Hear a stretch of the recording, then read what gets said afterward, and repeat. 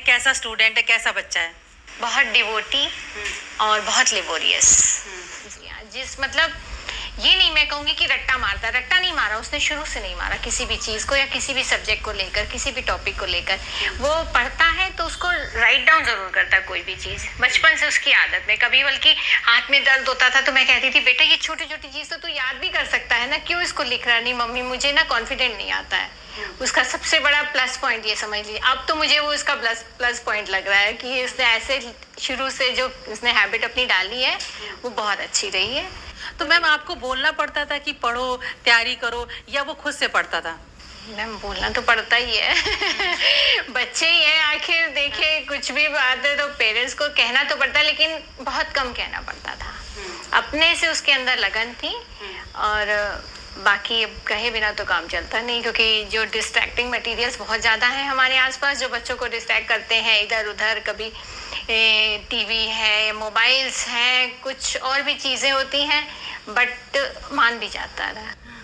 अच्छा मैम, आज हम अनमोल से मैंने इसलिए बात की कि अनमोल ने हमेशा कभी भी कोचिंग ट्यूशन नहीं पढ़ा और नीट का एग्ज़ाम भी सेल्फ स्टडी से ये क्रैक किया। ये बहुत सारे स्टूडेंट्स के लिए बहुत एक मोटिवेशनल फैक्टर है कि आप विदाउट कोचिंग भी आप नीट क्रैक कर सकते हैं। तो मैम आप लोग कोचिंग अफोर्ड कर सकते थे, क्यों डिसाइड किया कि नहीं ये कोचिंग नहीं पढ़ेगा और खुद से तैयारी करेगा?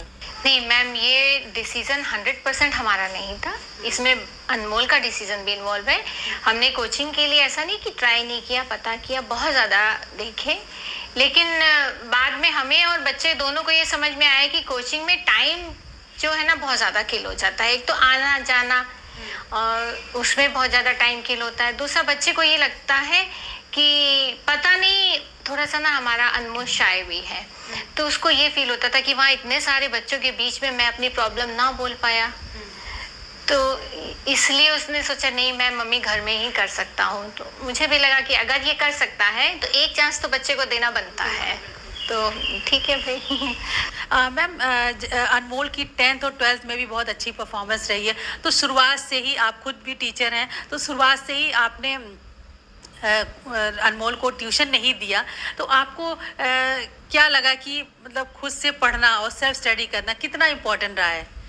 मैम बहुत इम्पोर्टेंट रहा है, और मैं सच बताऊँ ना मुझे ट्यूशन शुरू से पसंद भी नहीं है ट्यूशन्स लेना, क्योंकि ट्यूशन वाले अगर हम पता क्या एक ना माइंड सेट हो जाता है हमारा भी, पेरेंट्स का भी, कि हमने ट्यूटर लगा दिया है, अब हमारी रिस्पॉन्सिबिलिटी खत्म, अब वो जाने।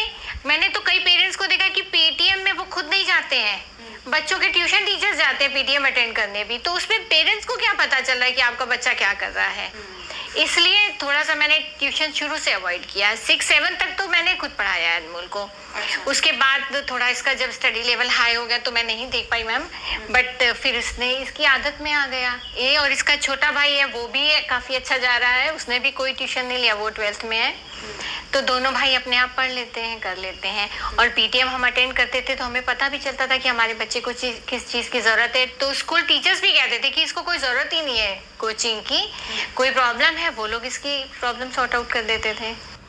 बस मैम लास्ट में एक बात मैं पूछूंगी कि ये 2 साल की नीट प्रिपरेशन की जर्नी रही है अनमोल की, तो सेल्फ स्टडी से उसने ये एग्ज़ाम क्रैक किया, तो 2 साल में कोई घर में आपको स्पेशल अरेंजमेंट या कोई ऐसा एनवायरनमेंट बच्चों को के लिए क्रिएट करना पड़ा है? ये बात मैं इसलिए पूछ रही हूँ कि बहुत और भी पेरेंट्स अगर चाहते हैं कि उनका बच्चा खुद से घर पर पढ़े, तो क्या माहौल बच्चे को देना चाहिए? हाँ मैम, थोड़ा सा ना माहौल घर का लाइट रखना चाहिए, जैसे आपस की अंडरस्टैंडिंग बहुत ज़रूरी है इस चीज़ के लिए, कि मान लीजिए अब हस्बैंड वाइफ की या बच्चों की पेरेंट्स की ये अंडरस्टैंडिंग ज़रूरी है कि अगर हमारे बीच में थोड़ा सा भी कोई प्रॉब्लम होता है तो बच्चे के फ्यूचर के लिए कंप्रोमाइज़ करने चाहिए। अगर मतलब कंप्रोमाइज़ का मतलब तो आप समझ आएंगे डेली के, अगर छोटे मोटे झगड़े भी हैं तो उनको अवॉइड करिए।